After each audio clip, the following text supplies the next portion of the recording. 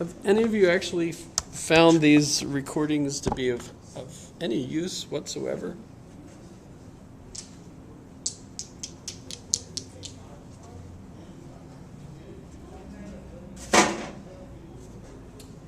Okay. So let's look at some examples of material implication being used in a proof. Professor? Yes. Implication, at home, I just try to understand, I tried understanding implication. I saw there were many other the conditional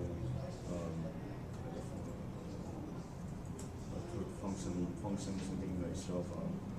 But I was really confused with the implication.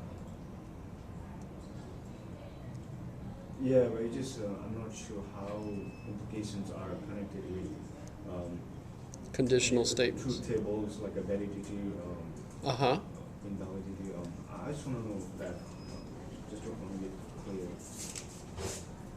So we could just do a truth table for it.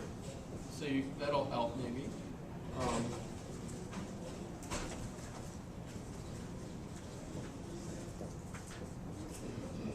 So here's all possibilities for two variables. And this conditional statement, there would be true here, it would be false here, it would be true here, and true here.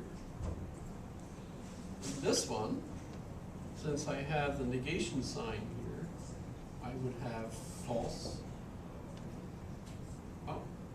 false, true, and true. And for Q, it would be the same as what I have in the table. And when we think, okay, what's the wedge mean? It means as long as one or the other is true, then it's true. So I have a true here, false here, true here, and true here. And then when I compare these, notice that they're exactly the same for exactly the same truth conditions, right? So that means that these are exactly the same logically. Right. True statements are. It's not true statements. I think. They're equivalent statements. Yeah, equivalent. And so then if we think, well, so if the bear attacks, then I will be killed. Right. Where does that come from? I don't know, right? And then this is equivalent, and it says, if it's not the case that the bear attacks, or I will be killed. Right. Yeah. And you think, well, wait a minute, how does that make the two of them equivalent? Because that sounds like a totally different set of possibilities. Well, I think part of the reason that seems odd to us is because this somehow feels causal, right? That if the bear attacks me, then I'll be killed. Dang, right? You know, that's piss me off. The bear kills me, right? But you feel that causal connection. Here, you don't feel like there's a causal connection at all.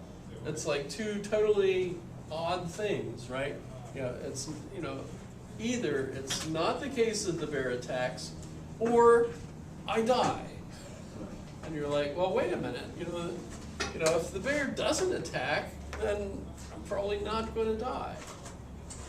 So it hurts our head to try to figure out how does this work out to be logically equivalent. But it does.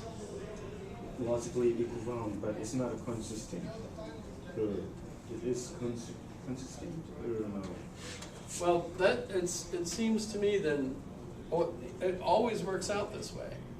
But the problem is it doesn't feel like they're really saying the same thing. Right. But the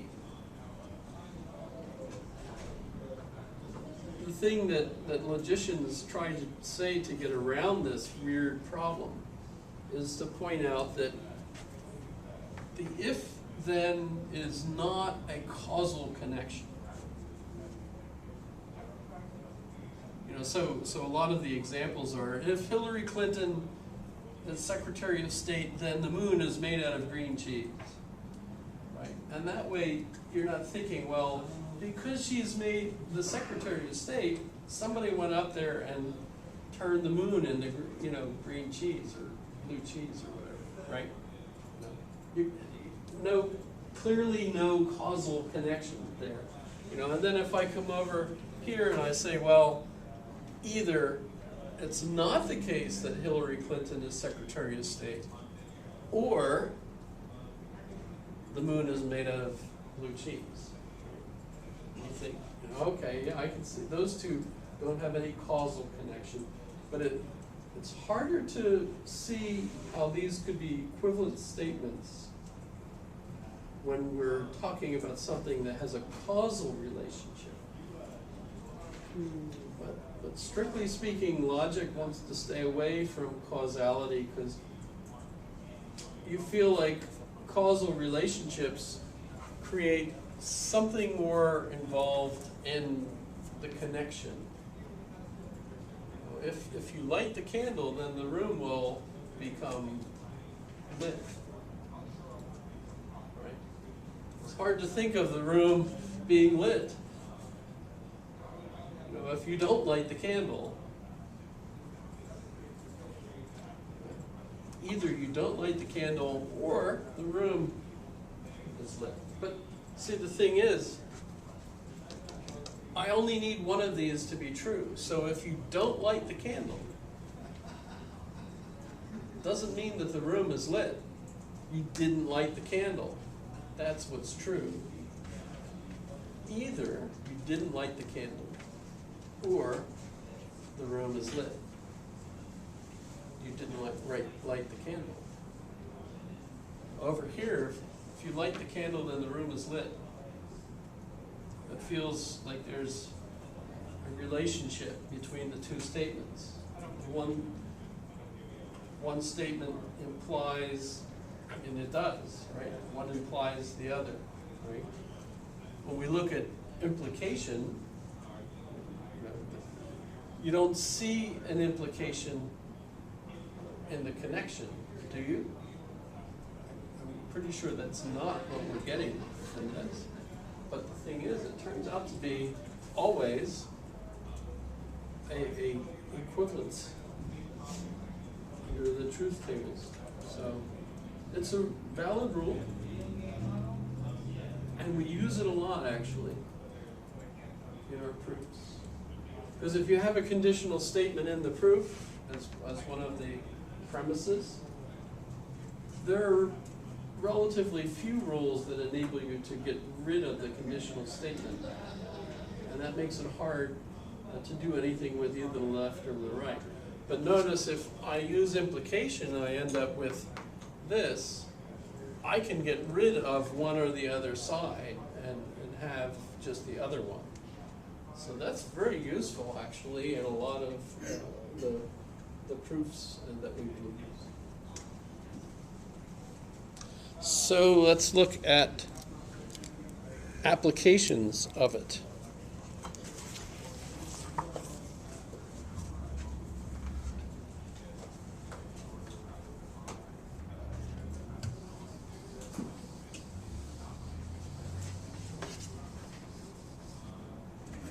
So the first one, not the case R. So therefore, already, if R then S or P, where the heck did all of that come from if all I'm starting off with is not the case R? Well, first off, I can use addition to add any crap I want. Remember, that's such a weird one, right? Totally cheating. Let's add S. Why not? Where did that come from? Line 1, addition 3.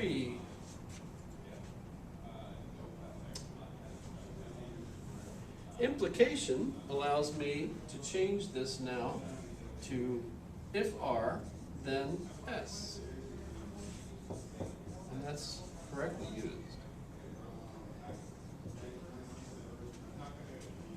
And so now I can add to this.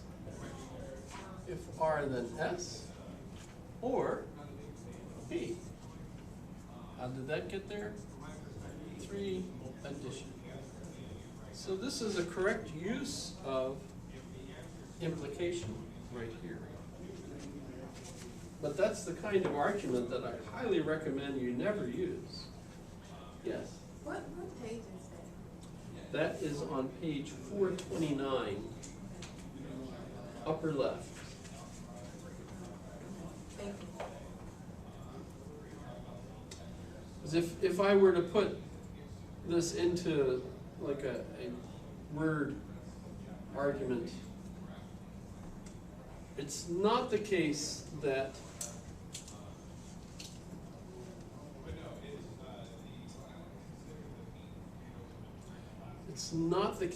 Trump was polite to the 4 women in Congress.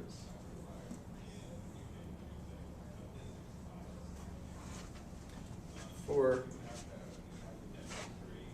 if Trump was polite to the 4 women in Congress, then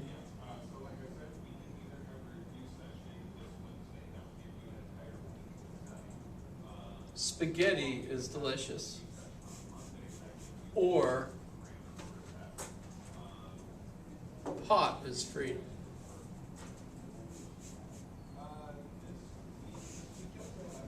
Okay, that's a valid argument. And in fact, it was true that Trump was not polite to those 4 women, although he's kind of backtracked. Have you followed that at all? It's, you know, Trump has done, I mean, that and the other one that I thought was absolutely hilarious, sad, because so many of the things he does are both hilarious and sad, was where the woman who was a migrant fleeing from the Yazidi, thank you. You saw, she's bemoaning, rightfully so. They killed her whole family, her brothers, her mother, you know, they killed my whole family. And Trump looks at her and says, "Where are they now?" What an idiot. If they're dead, usually we don't really think of them as being someplace. Didn't she say it twice too? She had to explain, oh yeah, they Like killed she them. said it twice and then he was like, "Where's your family?" He clearly wasn't thinking, well, let's just say that's our president, right? Why did I bring that up? That's an example of the other thing he said recently that just blew my mind. But the way he's now got the new chant for this election, send them back. So, I mean, by the way, I've even been, I was out in the backyard with my Saint Bernard, who has a peculiar relationship with one of the magpies that frequents our abode. And the magpie just teases her awfully. I mean, it flits just out of reach and yells at her, and then flies somewhere else and yells at her, and she's, you know, driving the poor dog crazy, you know, all over the yard. And I've heard that magpies are newcomers to Alaska. They're moving up here. They didn't used to live here. The thing is, I've seen magpies here the whole 30+ years I've been here, but nonetheless, but dandelions too. And I've been told that dandelions are moving up here. They're an invasive plant. And magpies are invasive birds. Oh, and by the way, I'm an invasive human, you know. When you get right down to it, you know, I wasn't born here, I moved here in '87, right, and so on. So strictly speaking, for the health of Alaska, I should go back to where I came from. But I have no clue where that would be. I mean, my family has that kind of peculiar family heritage of everyone moving every generation from every, you know, so I remember once asking my mom, what were we? You know, in this ancestral kind of, you know, thing. And my mom, first off, was like, why would you want to know? You know, that's like, what does that have to do with anything kind of attitude? But then she said, we're English, Irish, Swedish, German, and French. So that like covers everything, I suppose. Yeah, I mean, You're full European. yeah, and by the way, remember I did check the National Geographic DNA test. I sent my DNA in, and I discovered that I'm 1.2% Neanderthal. So I don't care about. I mentioned that the one night. Remember, I even pointed out the Geico commercial where the caveman is mistreated because even a caveman can do it. And Neanderthals we associate with cavemen. They didn't build houses as far as we know. However, who knows? What does that have to do with this? That totally went off the subject, didn't it? It started off with Trump being impolite to the Yeah. congresswoman. You said that there's a rebuttal. Which is like, true. I mean, not a rebuttal, but. And so therefore, if Trump were polite, well, see, the trick, of course, is, well, but he wasn't, right? So following my saying, if he were, everything follows. Anything follows. But So he's that is not. valid. But the thing is, this is false.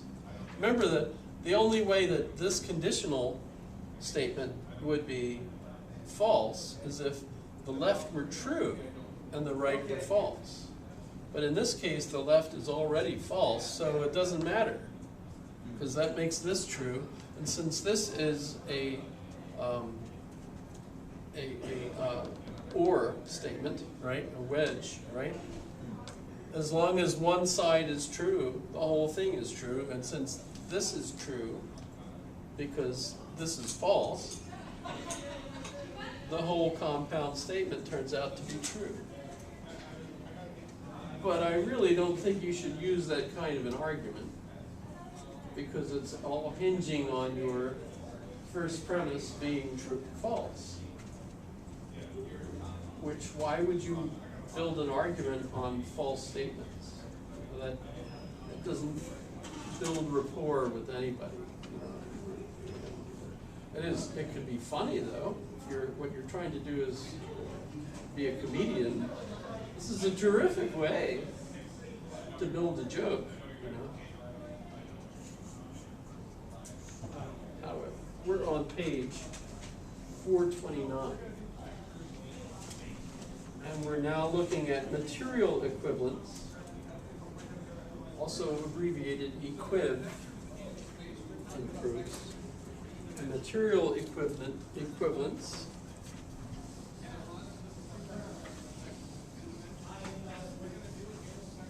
oh, and these are the numbers for the third test, if you were wondering what that is.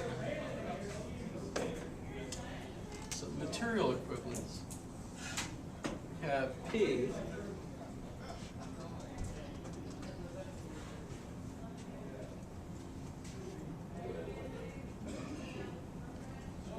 is equivalent to Q, provided that P then Q, and if Q then P.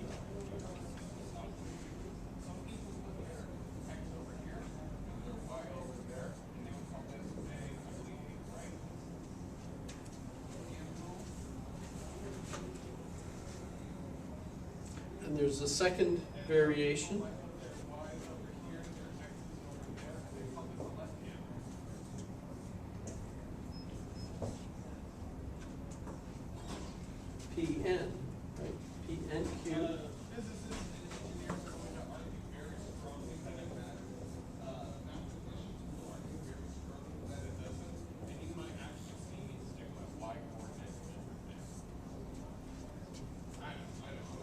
in a sense, they're equivalent to one another, meaning whenever the one is true, the other one is true.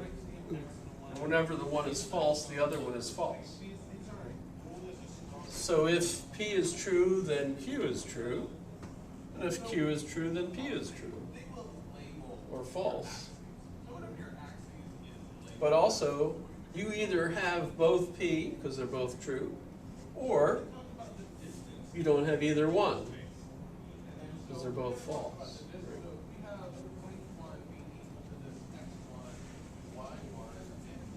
These can be handy. And this one's called material equivalence. Equivalence. Or equivalence. Didn't. Never mind. And you can see the valid applications there.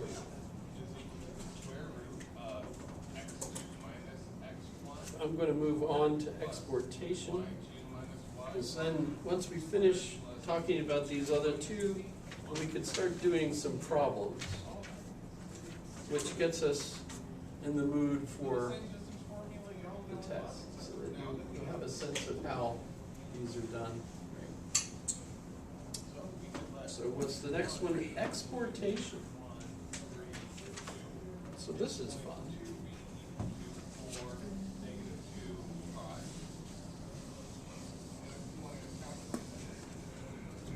Exportation, notice that is at the bottom of page 430.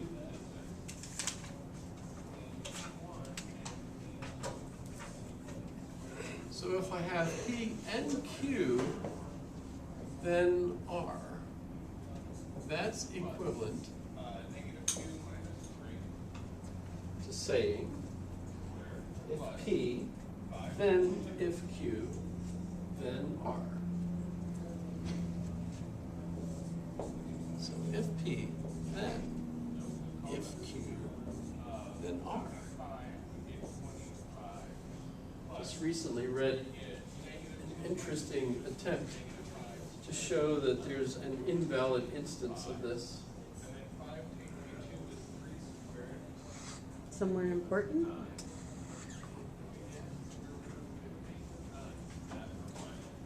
Trying to remember what it was. But it was basically a paradox, setting up a paradox. So that's a puzzle for another time.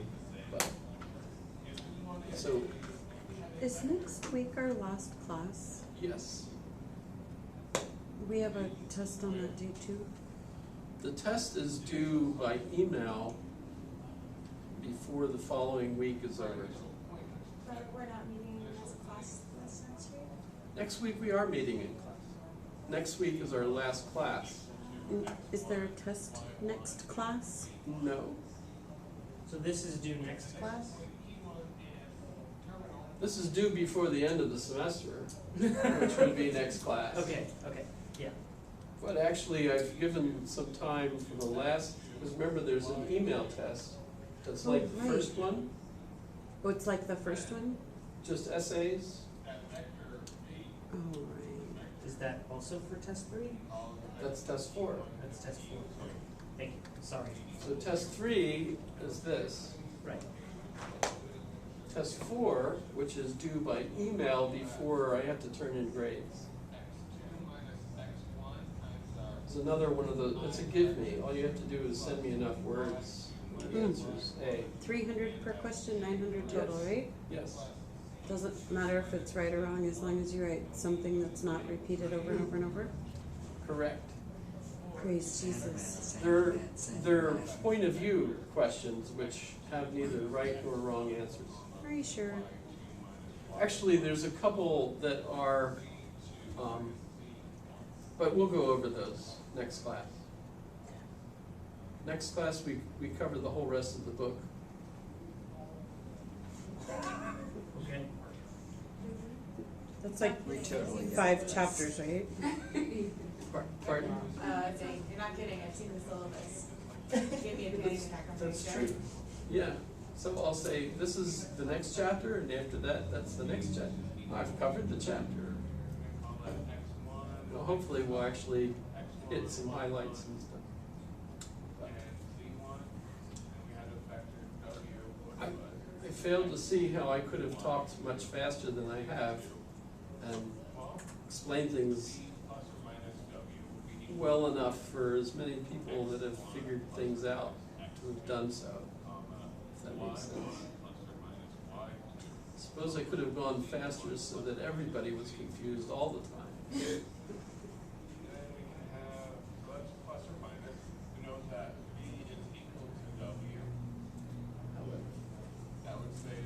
But I'm the one that gets to give you the A for the course, right? And I know that you're already telling people how wonderful the course is, so that even though the whole university is now totally insolvent, if there should be a course with my name on it, you'll tell everybody, take that. I hope they keep you. I really hope they keep you. My wife hopes that they keep me too. If they, Even though I've never gotten her to the point where she's living the kind of lifestyle she wanted to become used to. What did she want? She really said, she did always say that this wasn't enough. oh my God. Isn't that right? Isn't that how that goes? I wouldn't know. It's genetic, right? The female is always unacceptable. I'm unhappy with, you know, like, so you've successfully raised 5 rose bushes, but shouldn't we have had a 6th one over here? Right? 5 rose bushes are enough. If she wanted more, she wouldn't be with you. That's how I see it. Well, it's like that old line, you know, behind every successful man is a woman telling him he's wrong. Oh my God. You know, that's. Except Melania. You never see Melania pushing Trump out to the front. You always see her putting the sunglasses on and looking down like, I can't believe I'm with him. Oh man, that's.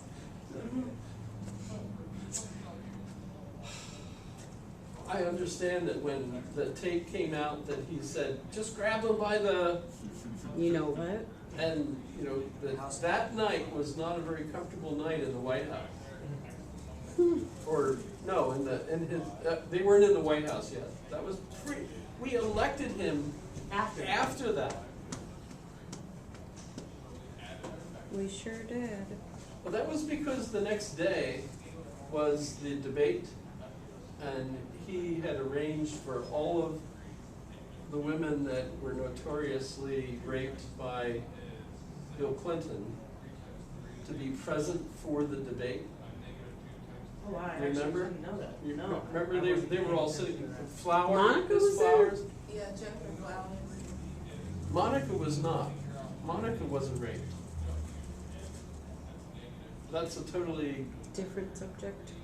yeah, had something to do with cigars too. Which I don't want to bring up. Oh, I already did though, didn't I? What happened with Star? As far as I know, George Bush left those in that drawer because he refused to touch them.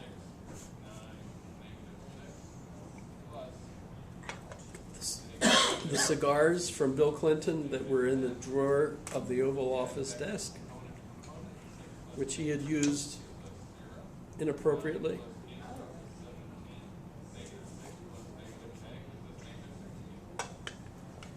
That's what the terms are for. In other words, Trump successfully turned that issue around on Hillary, because Hillary's husband Bill was present for the debate. And 3 women that had all charged Bill with various events. Backseat of a sheriff's car in Arkansas. who was governor of Arkansas. Bill Clinton. Do you think she would have won had she not been married to Bill at the time of the presidential race? Some people I know would automatically say she did win, because she had the popular vote. She Yeah. just didn't have the electoral college. But the way things run, it's the electoral college that chooses. Well, and there's multiple arguments you can make. You can say she didn't campaign enough in certain states but were relevant. She never visited Wisconsin. Yeah, they said, was it Wisconsin and one other state, like if she had won those, she would have actually won the presidency. And enough people had actually shown up in the more people showed up in the DNC primary to those states than showed up to the general election. Shut up! No way! Yes. Yes. She was not the most electable person. I think it's pretty obvious. My wife didn't vote for her. Wow. She didn't vote for Trump either, but she did vote for someone who had no chance whatsoever, so it was a wasted vote. Although you might say that all of our votes here in Alaska were Yeah, wasted. 3 electoral votes. Yeah, you might as well protest. Vote for what you. They vote your called conscience. the election for him before Alaska's votes had been turned in. That makes sense.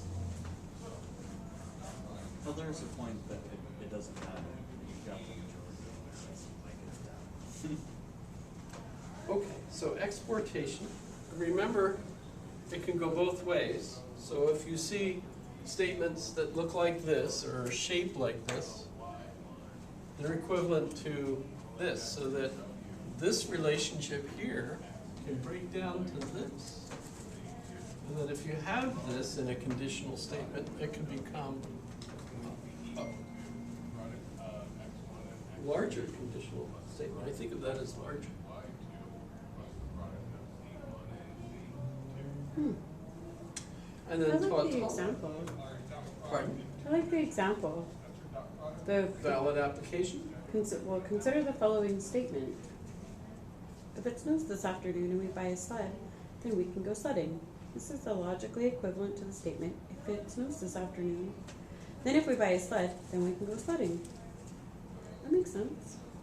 Right. Amazing. Logic makes sense. Wow. That's just amazing. And last but not least, tautology. And this is another, even Homer Simpson would go, dull. Right? For this one, if I have P, then I have P or P. In fact, if I have P, then I have P and P, which, in a manner of speaking, seems incorrect. So if I have an apple, that means I have an apple, and I have an apple, and I have an apple, and I have an apple. Not like I'm adding apples, but only that I do have an apple. And I might say that over and over again for emphasis. It doesn't mean that I have as many apples as I say I have, except that I have one apple. If P is equivalent to P, then you can't have. So if you were being like very strict, right? If I had this apple, then I have this apple. Not I have an apple, I have an apple. If I have this apple, I have Right. this apple, I have this apple. Because To have more than one what apple. you're saying is that if this statement is true, then this statement is true, and this statement is true, and this statement is true, or this statement is true. Either way, there will be a use for this whenever you're trying to get rid of, so like if I have P or this, and then I have P or this other thing, I can combine that so that I have P once or this or this. Or actually P and this or this. In which case then I know I have P. So you can take P out. All the ones listed here, this one, that tautology makes the most sense. The other ones are a little Yeah. bit, little bit less obvious. So we do have a summary of these 5 new rules added to the 5 that we already have, so we now have the 10 replacement rules added to our collection of things, including modus ponens, modus tollens, disjunctive syllogism, simplification, addition, conjunction, constructive dilemma, and hypothetical syllogism. That should be all of them, right? Is that right? That's right, Have your little yes. card. I'm watching, you got all 8 of them. So you have 10 replacement rules. I won't be able to remember all of those, but De Morgan's, both versions, commutation, distribution, material implication, exportation, double negation, association, transposition, material equivalence, and tautology. Oh, What does the word tautology mean? Oh, never mind. A statement that is necessarily true. yeah, the That's weird. Tautology meant study of. it does.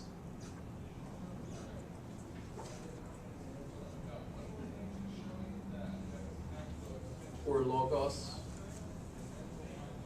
or the word in the gospel, where it starts off, in the beginning was the word in Greek is logos. Right. However, okay, so let's take a look at exercises 8F, starting with the ones on page 434. Just remember, these exercises gradually give you more and more information, or rather, they start off with more information and give you less, so that eventually you're at the point where you don't need their help, but you can recognize the use of the various rules and replacement rules. So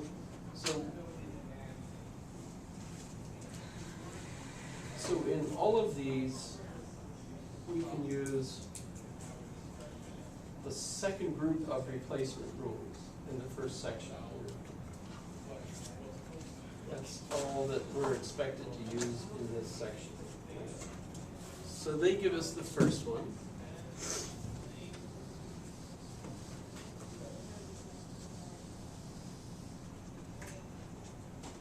But I'll repeat it. It goes, number 1, premise 1.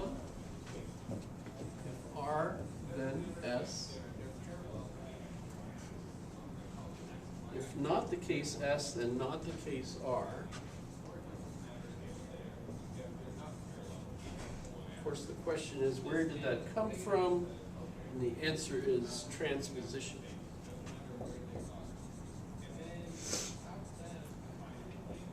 On line 1.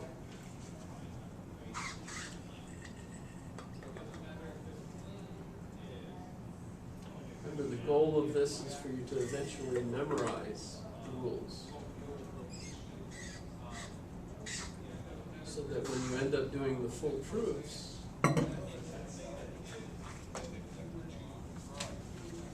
you don't have to go look them all up. You remember them. And where that's really helpful is in seeing how to go from one step to the next. Because you'll know the rules in your head, so that when you see, hey, how do I go from, how do I get to the proof, to the conclusion in this argument, I'll remember them, right? So they're reiterating that this is obviously transposition. I'll just look at the second one rather than write them down. Premise 1, if S and R, then Q. And then that leads to if S, then R, then Q. And that's exposition. Exportation. Exposition, I was going to say. Where did I get that? Exportation. Very good. Thank you. Number 3, if P then Q, not the case P or Q, implication, material implication. Number 4, R is equivalent to R or R, tautology. R is equivalent to S. It gives me Oh, R if S, and if S then R, and that is equivalence. I have a question. Yes. Wouldn't 4 be addition? It could be. It's just in this particular case, they want us to use Just what we've learned? the 5 replacement rules Okay, that we just went over. okay. But yes, you could get that from either equivalence or addition. Okay. Wouldn't 5 be tautology? Or is it? Yes. Did I see that? I thought you said equivalence. Equivalent. Well, wait a minute, it is equivalence, not tautology. Tautology only gives us P or P and P. But equivalence says that if we have P if and only if Q, it's equivalent to if P then Q and if Q then P. So that is equivalence. Number 6. That's going to be transposition. You're looking at it.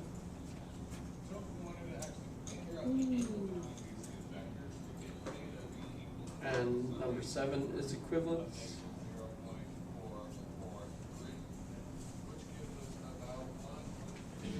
Number 8 is also Exportation? exportation in reverse. You don't have to say that. It doesn't. It's exportation either way. Not P or Q gives us if P then Q, that's implication. P and P gives us P, you could say that's simplification, but in this case we know it's tautology. Really? Oh, because it just equals P. Okay. Next, if either P or Q and R, then S or L.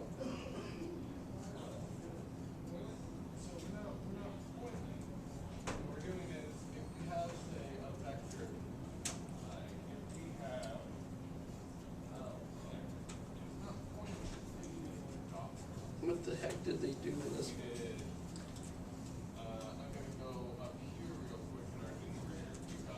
Okay, so they changed it from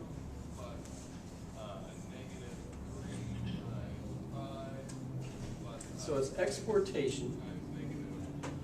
What makes it look different is that the conjunction on the left is more complex. But notice that in exportation, that right-hand side of the conjunction, maybe I should write this one down. So we can see it.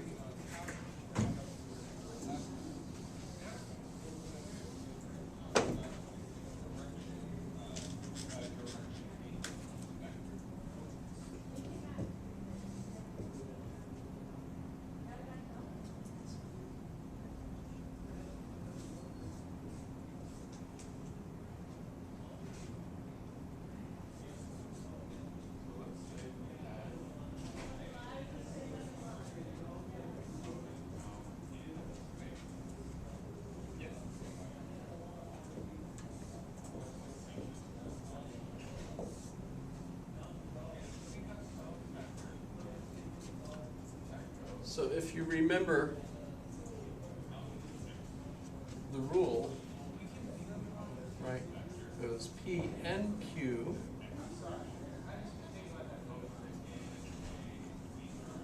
then R, right, is equivalent to if P, then if Q, then R. So that's the if we buy a sled, and then if it snows, then we buy this, if we buy the sled, then we can go sledding, right? So this is the rule, which is just using P, Q, and R, right? But notice here, we have what would be P and Q is this much more complex statement, right? But then R, this would be the R, right? So when we change that from this to this, right? Now we have P or Q, then if R, then S or L.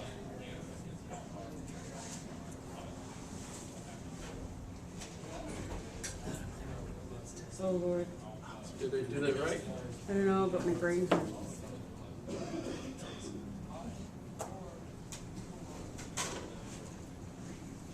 P or Q, and R, then S or L. And Oh, then it looks from right. that, it's P or Q, then if R, then S or L. It's just more complex. Right.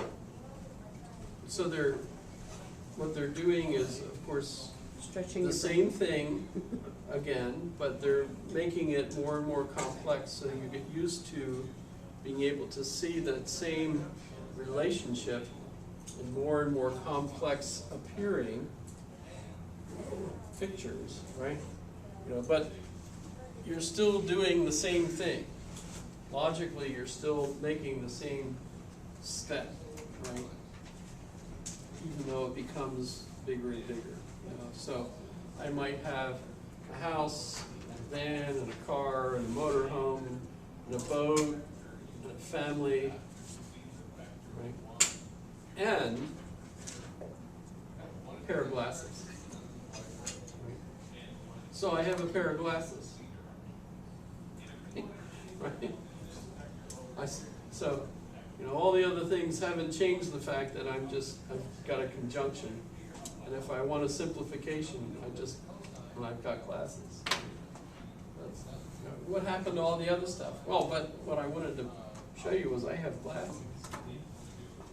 And by the way, I don't have a boat, and I don't have a plane. Did I say a plane? I don't have a jet. If I were a popular Christian preacher from the South, I could probably afford 2 private jets. So I wouldn't have to fly with all those riffraff. I'd be able to talk to God while I'm flying. And the demons. And demons too, I guess. These are real people saying real stuff like that. Why don't you fly with everyone else? Why are you flying in your own personal jet? Don't want to be interrupted while I'm talking to God. I talk to God while I'm driving my car. I don't need a jet to talk to God. I can just drive my car and I can talk to God all the time, especially when you folks drive by me the way you do.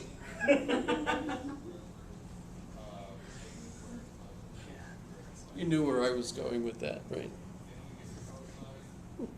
I usually give you a sign when I drive by you too. I've seen that finger. Is your number 1? Yes. Pretty obvious, too.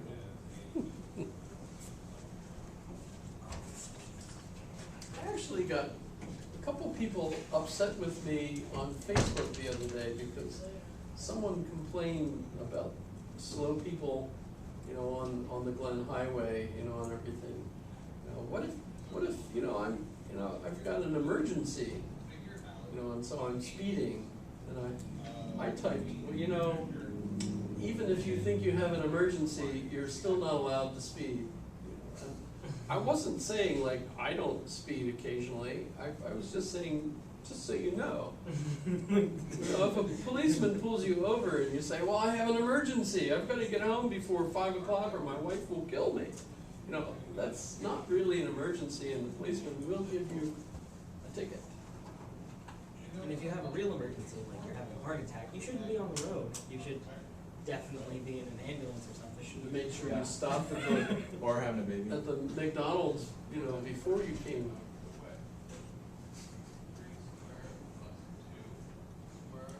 If you're having a chocolate shake, there's no way you're gonna have a heart attack. What the heck? The chocolate shake will cure you from whatever ails you. I don't think that quite works. But then you have the saddest sound in the world. Ever look at the medical journal, you know, if you're having a heart attack, 1 milkshake.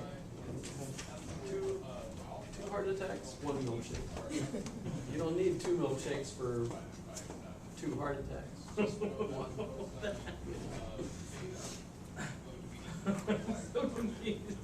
Brain freeze serves you right, you know, that's not a medical condition.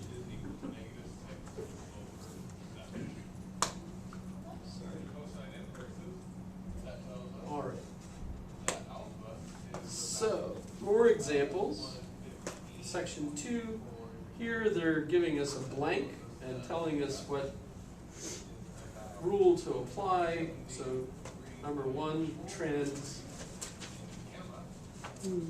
So, Use trans. R What do you then- get? If R R then then S. S? Yeah, if you instead Oh, wrote, have an answer. if instead you wrote this.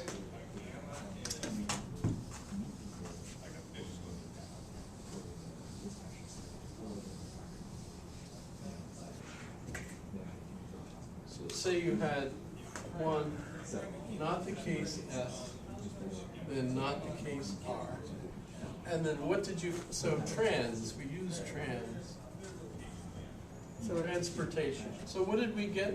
R You then know, what you S? could have is not the case R, then not the case S. If you wrote that, that's not wrong.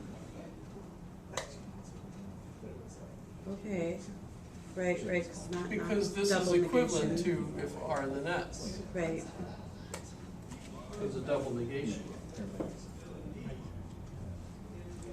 But what my thinking is that you've got basically, let me do something weird. I'll say, okay, so if I use phi as my symbol for whatever's on the left, then psi for whatever's on the right.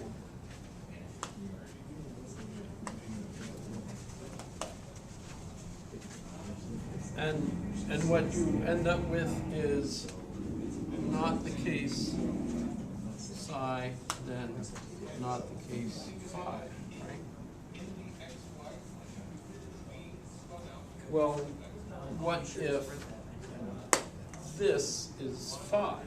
Then you switch them, right?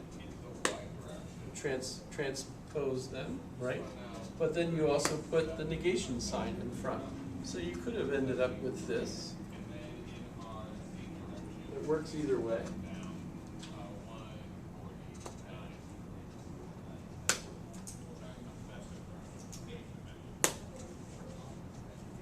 In fact, some books use Greek letters to replace P and Q to especially emphasize that these are variables, right? So you don't have to think of them as that's what it will always look like, but instead that's the shape of the inference, or that's the shape of the replacement rule.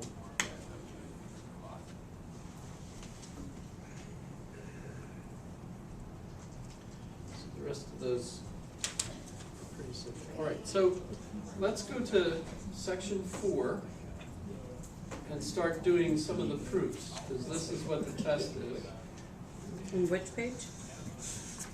436. 436. And we'll start doing them up to and maybe even past the beginning of the test. So the first problem is 18. Notice all of those are even. And the book only answers odds. There are some in the odds, yes. And also I could do some from the odds as we go up that far without actually doing the ones that are in the test. So that works out pretty well.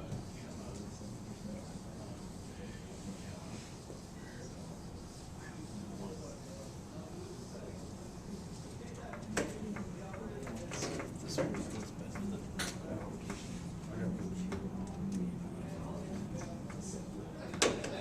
Yeah, I just transferred from. So problem number 1, they've given it, but I'll go ahead and write it anyway and do it. So problem 1, premise 1, either S or not P or R. Premise 2, not the case S. Therefore, if P, then R. So, this is the way the problems will each be presented. You'll have the premises, however many, ending with the conclusion on the right, after this space bar, whatever you want to call this bar. And your job is to show how, using all of the inference rules and all of the replacement rules, we can get this and show that it's valid. And all of the problems in this exercise are valid, so you won't be screwed up by having them trap you with an invalid argument. So fortunately, that's good, right? So how would you go about getting this? And you've got to write whatever steps and your justifications for those. And the last one will be this one.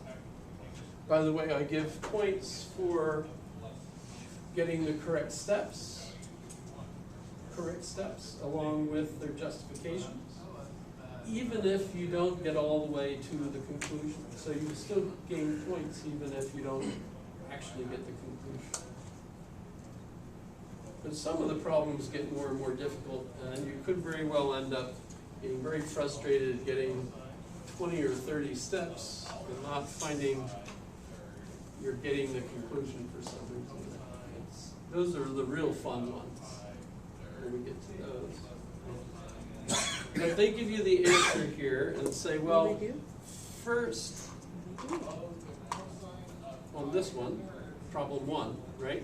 They give you the answer. They say the first step, which we'll label 3, right? We end up with S or, not the case P, or R. And notice they point out, what did they use? They used association here. They moved the parentheses from here to here. Because this is exactly what we have up here, except they moved the parentheses. So association on line 1.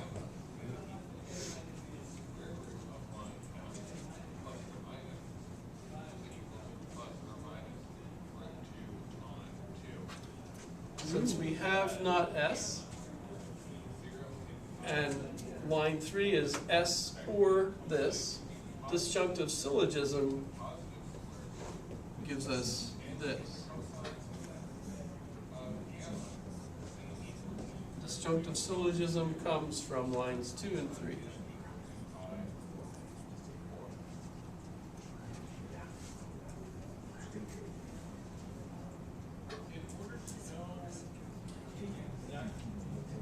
And then 5, P, then R, which is the conclusion we're trying to demonstrate. And that comes from line 4, using material implication.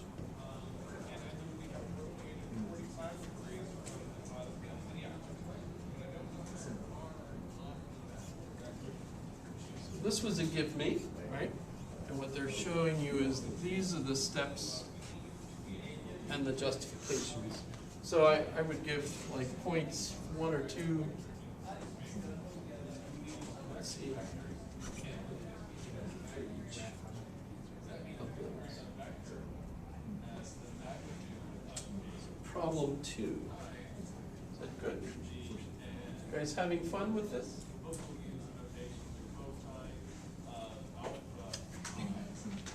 Anybody see this stuff and want to go back to the country where they came from? No.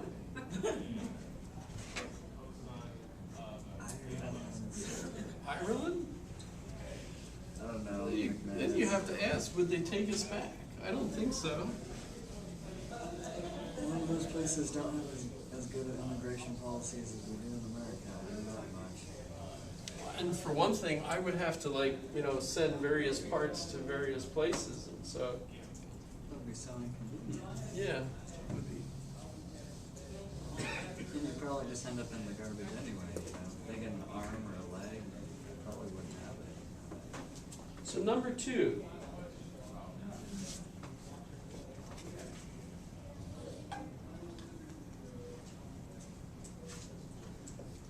Step 1, premise 1. Not the case P. 2. Q or P or R. So therefore, Q or R.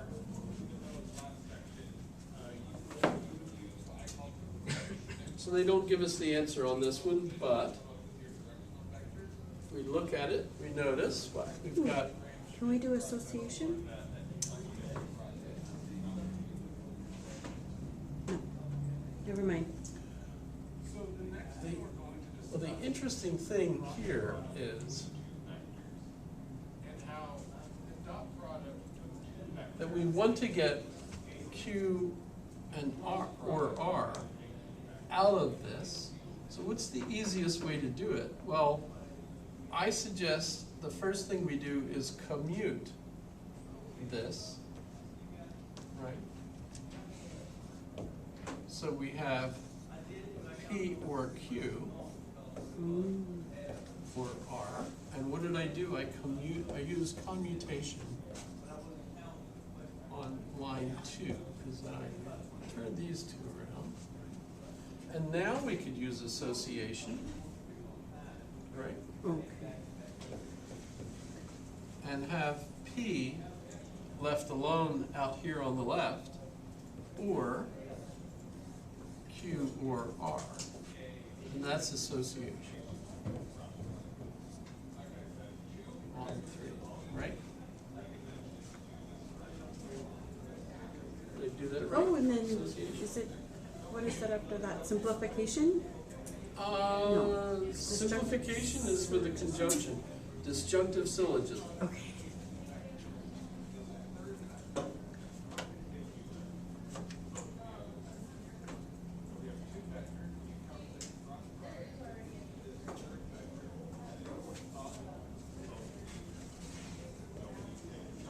So since I have not the case P, I must have Q or R, disjunctive syllogism, using line 1 and 4.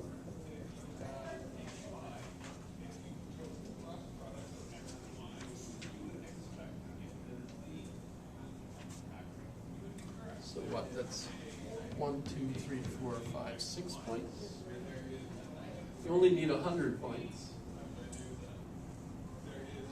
for an A. If you get 90 points, I guess that's still an A, but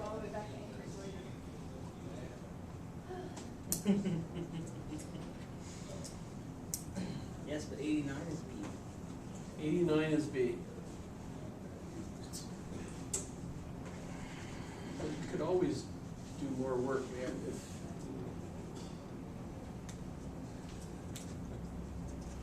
I want everybody to get an A, so it's kind of like, you want pi with that? You could bring in pi. You always have pi with us, because it's 3.1. 1415, right? I think I remember that much. Yeah. So I always have pi I could give to students. Then 5, that's 1/6. Feet, 5, whatever you say. Full phone? No, no faux, no fun. That's the ratio by which your big teeth change size to the next size teeth and then the next size. If you look at the various, the ratios. It's also the ratios on like the rings or like that sea snail or whatever it is that has the nautilus. That's those segments, those get smaller by 5. So nature is completely filled of examples of phi. In fact, the individuals that don't follow that rule mean something damaged them. They're not healthy, so they're not sexually attracted to others, for example. Wait, what? Like the animal kingdom, Right. with like proportionally, like in. It's not my fault. I'm just reporting for what it's supposed to be. Bilateral symmetry is a sign of health. That makes sense. Although no one's completely perfectly bilaterally symmetrical, so. Right? And oddly, little things like a mole is often referred to as a beauty mark because it makes a person's face more interesting. Does that make sense? None of this is my fault. Just don't blame me. Okay. That was 2. Any questions on 2, or is this so easy you're bored to death? Question though, you say though, we get only 6 points on that, like one way. And like, so we got 9 questions, I think 9, right? So how do That's we- way more points. Oh, well, some of these are much longer. Oh, okay. So, makes sense. There's way more points actually available than. But I just, when I'm grading this, I look and I go, yes, yes, yes, yes. Got it.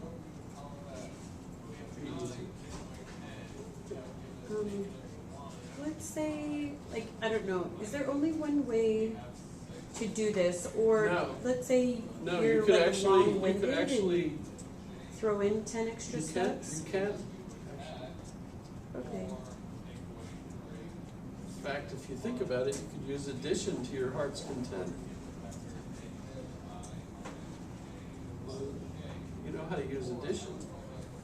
Or P, or S, or P and S, or P, S.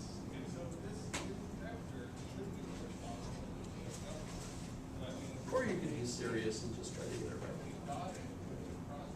That happens. But number 3.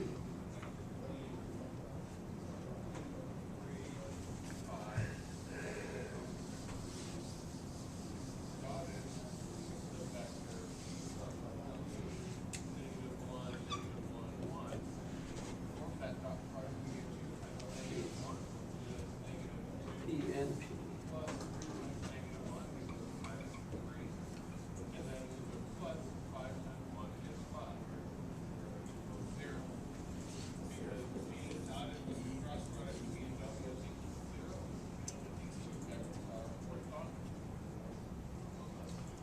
So the first thing to do would be to use De Morgan's. That's what I would do.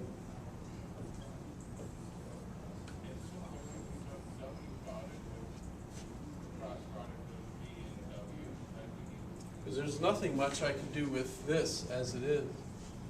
But if I bring the negation sign in, and another way I could have done that is to first use tautology and ended up with just P. But this works well. Let's do this. And then I could use tautology. Well, first I had to put De Morgan's 101. And then I could use tautology and end up with not the case P. Tautology on 2. I could use addition, right?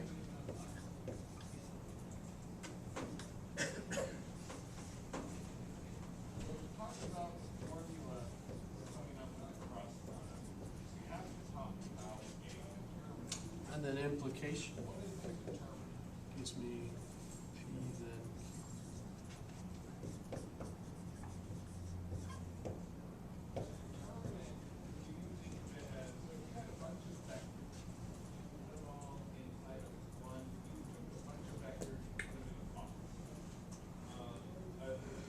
Boring? No, I just have 2 kids with ear infections, so I didn't get a lot of sleep. Were they swimming?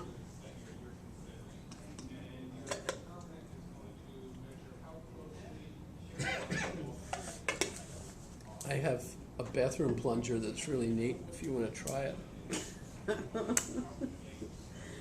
With my luck, we would probably rupture their eardrum and they would be in more pain. It's big enough you could actually get both ears at once.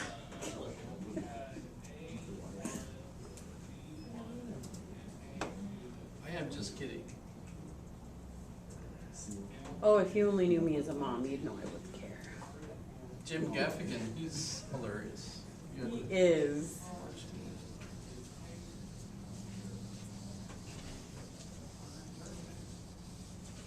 Did you ever see him talking about whales?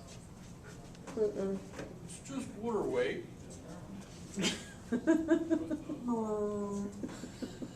What's that from? Jim Gaffigan, where he's talking about whales, their body image. It's just water weight.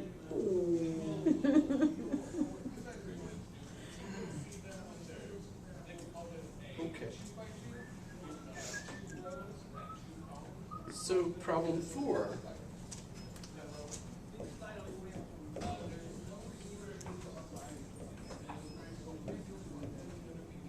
Holy goodness sakes.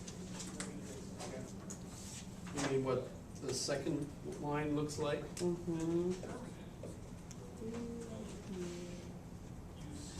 If Q, then S and P.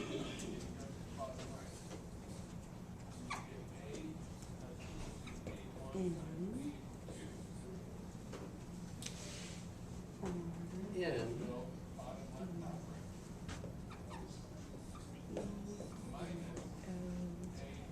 Remember, this is given, right? R then P and L.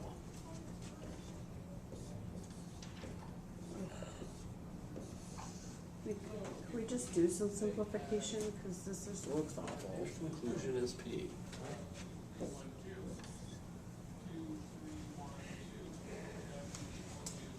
So how do we get P out of all of this? Well, I have Q, if Q then this, and or R.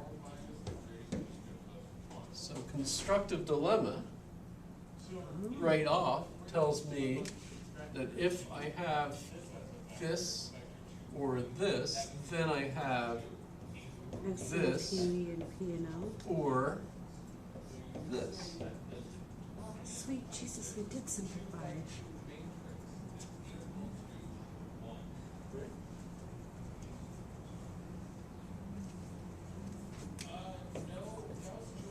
And I did that with constructive dilemma. CD Yep.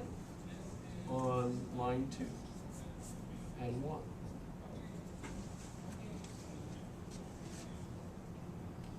So, I want to just end up with P, but I have a disjunct here, so I can't get rid of either of these this way. I can't just simplify out of here. I have, this is the main operator, but if I use distribution, which tells me that if I have P and Q or R, then I have P and Q or P and R, right? So that rule is going to enable me to change this. What I'll be doing is going from the right side to the left side of the rule in distribution, right? So that I could isolate P out of it, right? But before I could do that, the first thing I need to do is get P on the same side in both of these. So I'm going to move P over here, Is that like that. transposition? In this case, it's just commutation. Commutation. Okay. Commutation on 3. Right. Now I have P and S or P and L. So you can see that either this or this, either way I have P, right? So that ends up with me going P, make sure I write it correctly, and S or L. And that's distribution on 4. And then we do Now, simplification? just do simplification.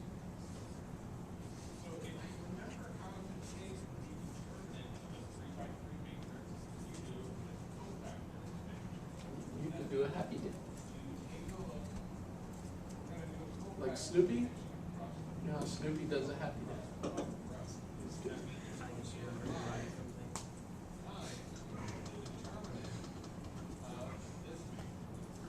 If at any point you're bored enough that you'd rather just start doing the test, let me know.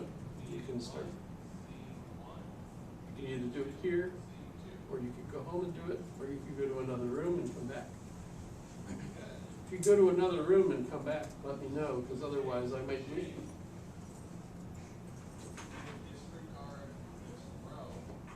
So now you're here. Problem 5. Next. Anybody got it? And what's it?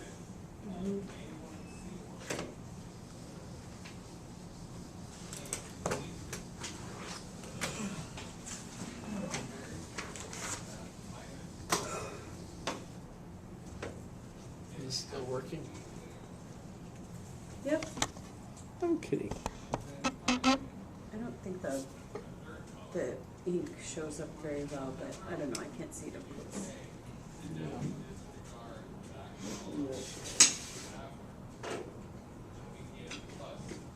Dark is this one. This might be better. Great.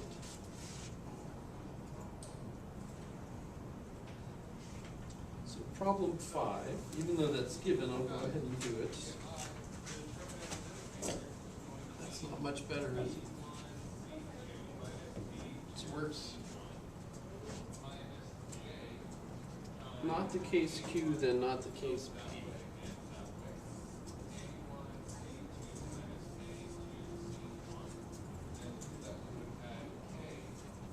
To if P and R, then S.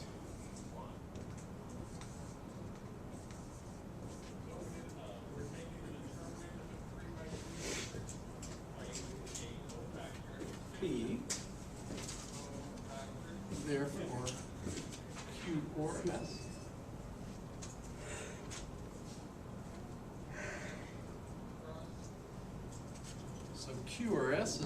looking for. I see a Q here, I see an S here.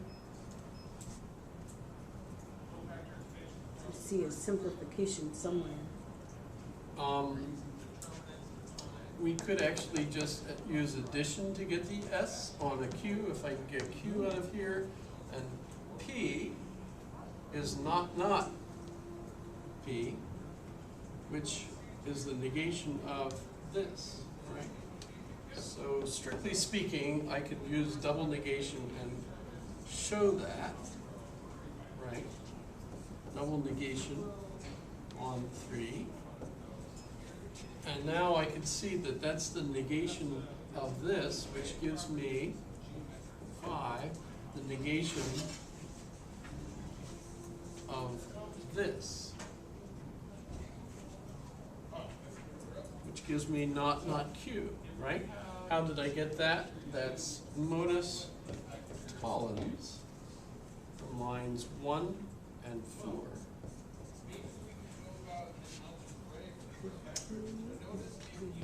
I could get rid of these two negations so that I just have Q, double negation. And now I have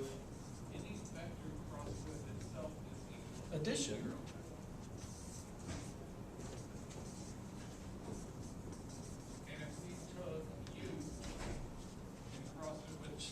This magic markers. Yeah, it's not showing up very well either. I mean, you could try other ways too. Let's see, if I wanted,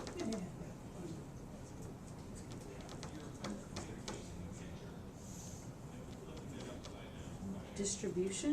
Could you I'm use thinking, distribution with that? I could have, This one might be a little string, scalar alpha times. I have added not the case R to this, or would that be added to the whole thing?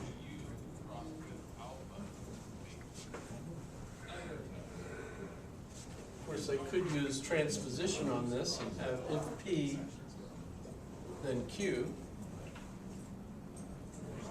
Since we have P, then I would have had Q. Maybe I would have saved a couple steps that way. Right, so I could have used transposition on this and had, instead of not P, I could have had if P then Q. Since we have P, then we have Q, so that would have saved the steps with double negation.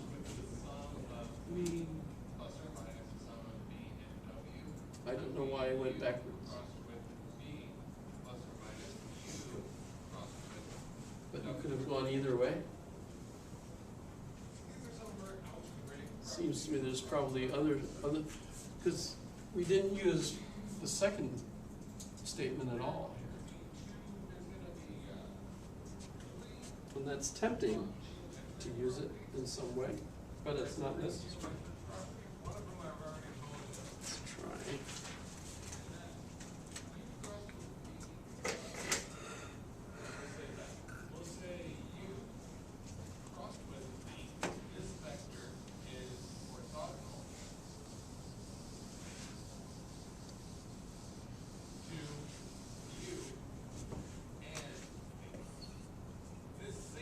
A little bit better. 6. The magnitude of the cross product of U and V is equal to the magnitude of U times the magnitude of V times the sine So if P then Q. equals theta. Between those two vectors.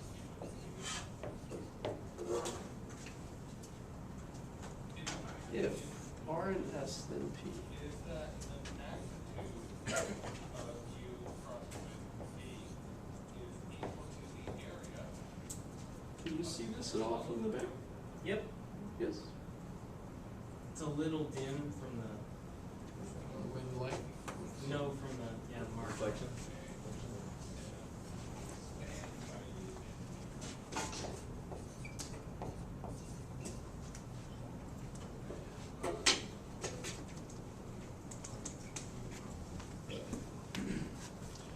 I see you?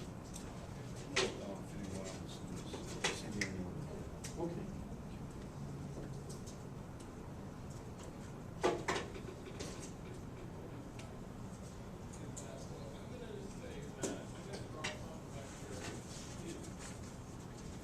So if S then Q is what I want to get.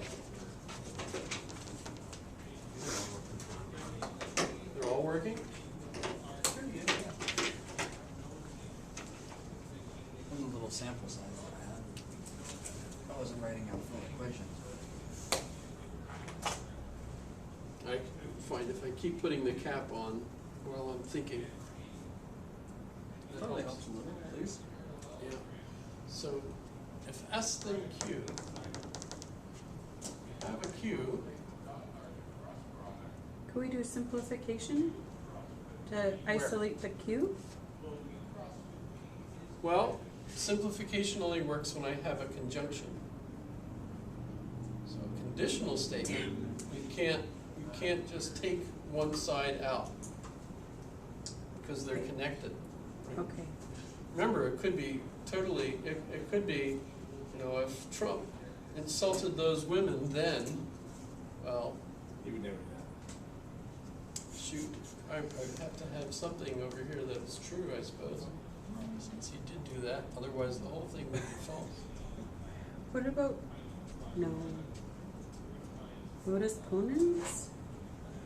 Modus ponens, I just need a P, but I don't have a P, so I can't get Q out. Oh, So it's stuck in there. But I do have R. And this is P, right?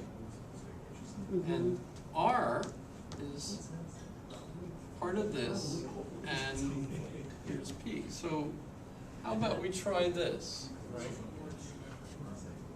What can I do to change this? Remember, if I have a conjunction in a conditional, I can exportation? change that and have, It's not my fault.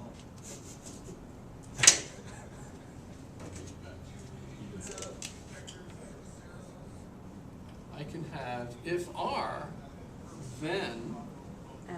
if I buy the sled, Oh. then we can go Com- sledding, right? Commutation? No. This is exportation, EXP, Oh, that's right. right? On to, right?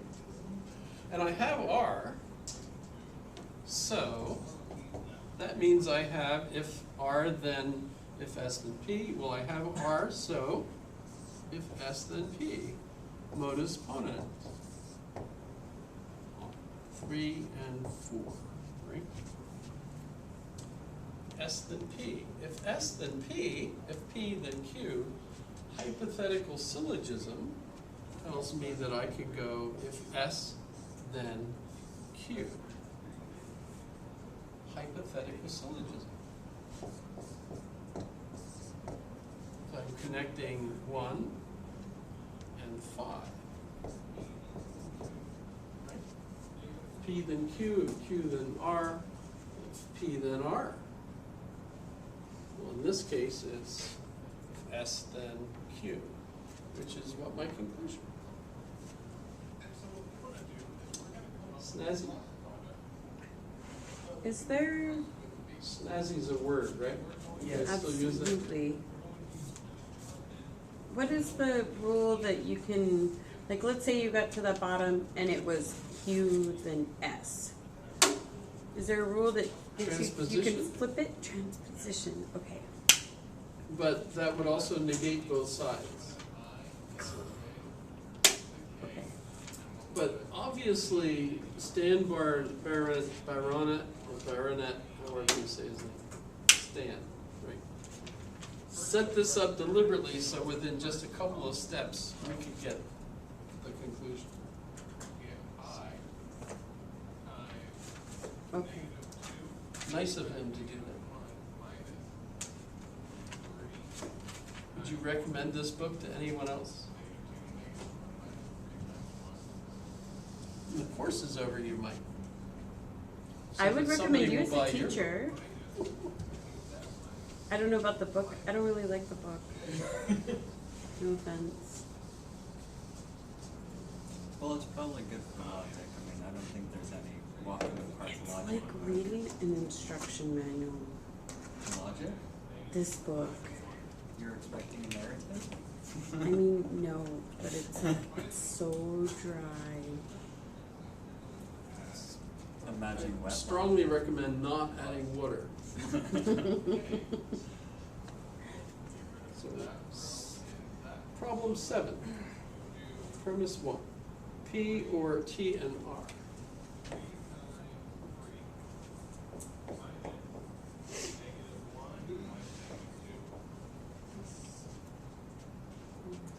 If S, then not the case P or T.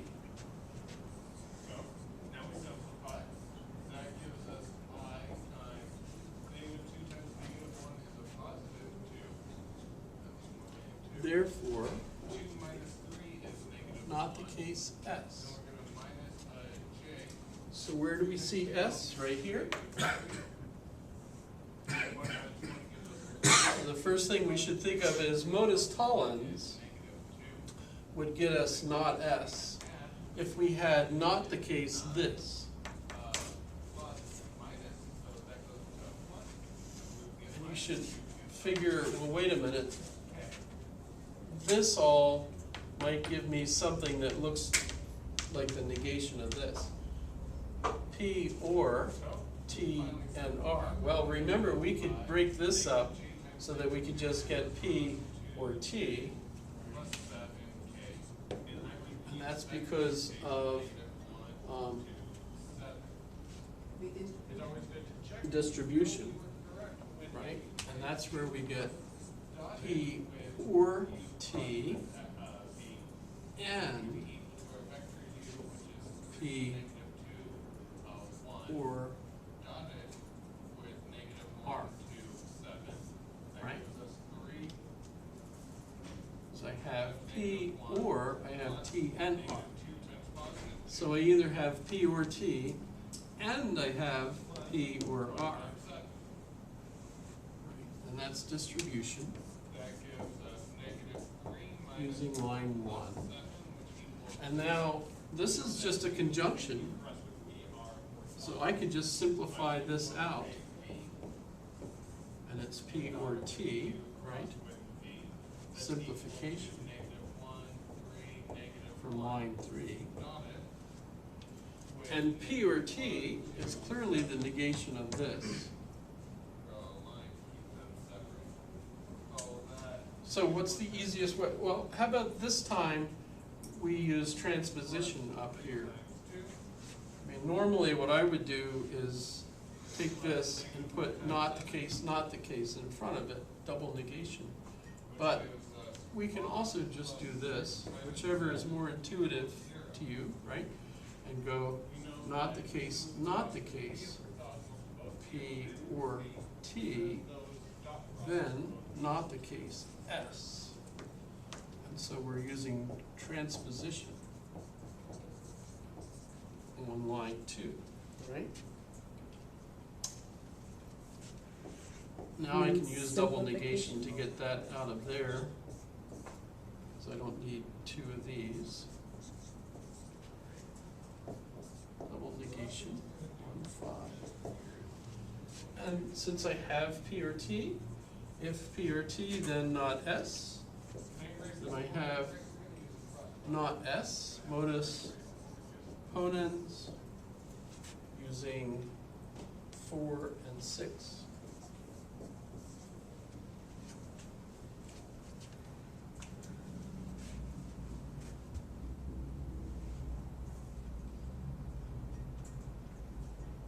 Is this making any sense?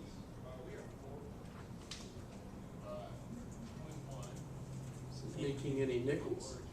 How about dimes? $50? I actually wrote a change that I've been keeping for the last couple of years, and it ended up being $75. Mostly of dimes, nickels, and there's a little bit of quarters. Yeah, mostly dimes, lots and lots of dimes. Turn those into the bank today.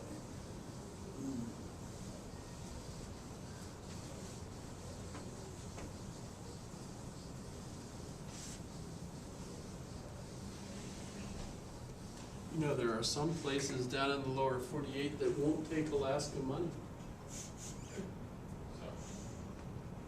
It doesn't make what? If you go into the store to a clerk, like at a McDonald's in California, and you ask her, do you take Alaska money? They'll look at you and go, no.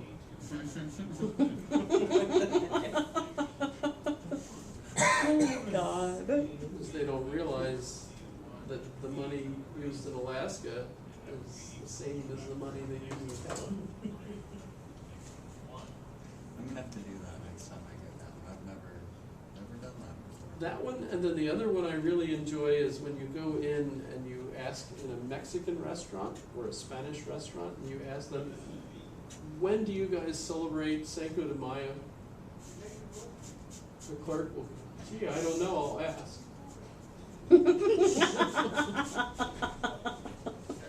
you know, you just ruined their relationship with the manager.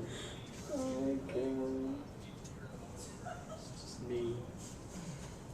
Can we take a break? We can. Anybody else want to take a break? We can all take a break.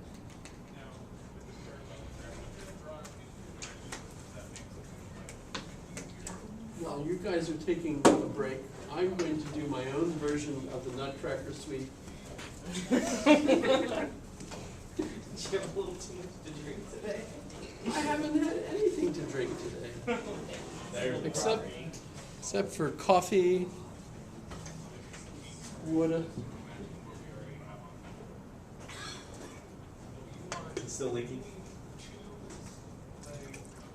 You mean like that? Yeah. Yeah.